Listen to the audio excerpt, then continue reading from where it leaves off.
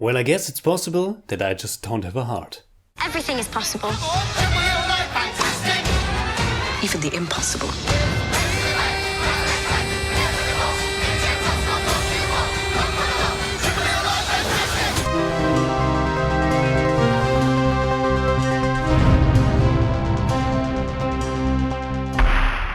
Servus Freunde, my name is Jimmy Cage and Mary Poppins Returns seems to set a new record for the longest gap between a live action film and its direct sequel. The beloved first film starring Julie Andrews in the title role was released 54 years ago in 1964. In the world of the film itself, a little bit less time has passed, around 20 something years, enough for the two siblings Jane and Michael Banks to grow up.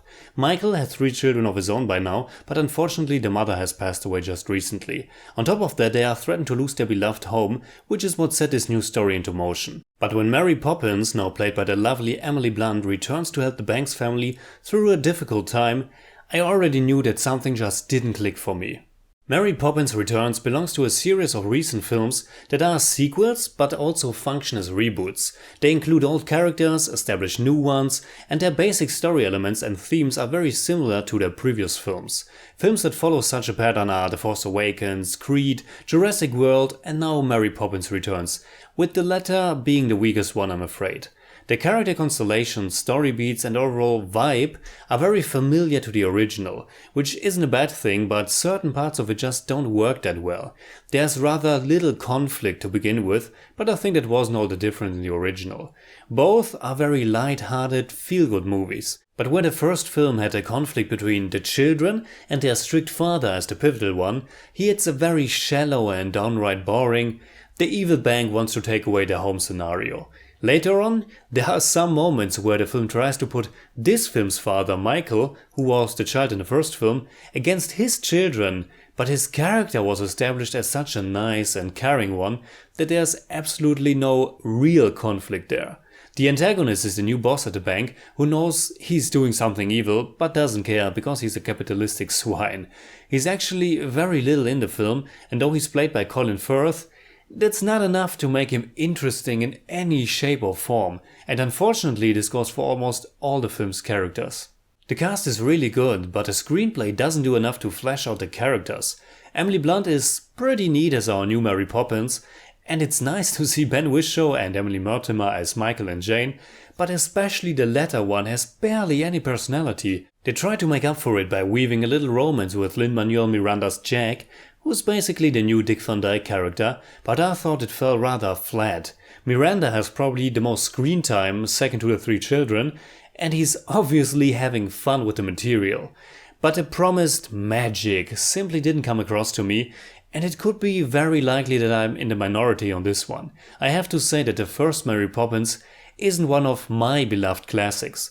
I never saw it as a young child and only watched it for the first and only time maybe 5 years ago. I did enjoy it a lot, but it's not one I would go back to.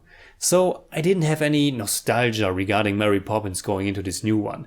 What I did have is a big love for classic Hollywood musicals, those big, stagey Technicolor productions, films like Meet Me in St. Louis, Singin' in the Rain or My Fair Lady. But from the very beginning something felt off, and like I said, it never clicked with me. And I'm not sure if I can pinpoint it to one specific element, but my very first impression was that the image looked rather dull.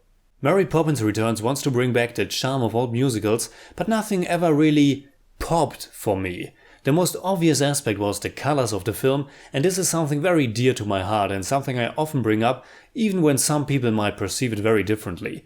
When something is coming across as colorful, but not really that bright and saturated after all. A recent film where I criticized this was Thor Ragnarok, a crazy, supposedly very colorful film, and yet I thought the actual color grading was really holding it back. Mary Poppins Returns is set in London and it's often quite misty and even shady, but even if we leave those surroundings to delve into the supposedly magical world that Mary Poppins is bringing, the grading of the film isn't fully going to those places. Now I do realize that this is no Technicolor film, but I hoped it would embrace that notion, because it seems to embrace the first film's stagey nature as well. Maybe what I'm trying to say is this. This film looks fake and artificial as it should in my eyes, but while doing so it's still too subdued and overall the result was a dull affair instead of an extraordinary. The cinematography was also lacking in not bringing anything that exciting to the table, and I have to say the film's biggest flaw might be its lack of any remarkable aesthetic. This doesn't mean that it's ugly or all terrible, and there are some wonderful scenes in it as well, especially a very long sequence that includes classical hand-drawn animation, which is of course a direct throwback to the original film. So the big question is of course if those numerous song and dance numbers can save a film that's otherwise a little bit boring and also overlong with 130 minutes. And I know that the original is even longer, but still for a story that never really embraces the dread and prospect of losing their home, that's never brave enough to get just a little bit darker even for a brief moment, for that it's really dragging and unfortunately it's just a bit boring. And I was questioning myself if I might simply not be susceptible for a children's movie anymore, but then I immediately thought about the two amazing Paddington movies, which isn't that far-fetched since Paddington's voice actor Ben Whishaw is in this as well. But those two films are so tightly scripted and bursting with visual flair and creative storytelling, and Mary Poppins Returns isn't really. But coming back to my initial question about the film's music, after all this is its main attraction, and again, it didn't pop. It didn't grab me or excite me or get to me on an emotional level either. I listened to the whole soundtrack one more time after I've seen the film, and of course then some of it got stuck a little bit more in my head. But while actually watching the movie, the songs came and went away and I was rather indifferent about them. Of course this is again very subjective and they might appeal to you a lot more, but just by comparing it to something like The Greatest Showman, its lack of power and energy becomes very apparent. I don't think The Greatest Showman is that good of a film either, I think I gave it like 6 out of 10, but its musical numbers were exciting to watch. Again, Mary Poppins isn't that bad, it was just very lackluster. So in German I'd say, Mary Poppins Returns war leider einfach nichts für mich. Statt magisch fand ich den Film eher recht seelenlos und uninspiriert. Die Schauspieler machen ihre Sache eigentlich alle ganz gut und ein paar nette Sequenzen hat er auch, aber insgesamt fehlt ihm eine starke Ästhetik und das gewisse Grad an Energie, um einen wirklich zu begeistern. Schade. I give Mary Poppins Returns 5 out of 10. It's more like 5.4, but I don't do that.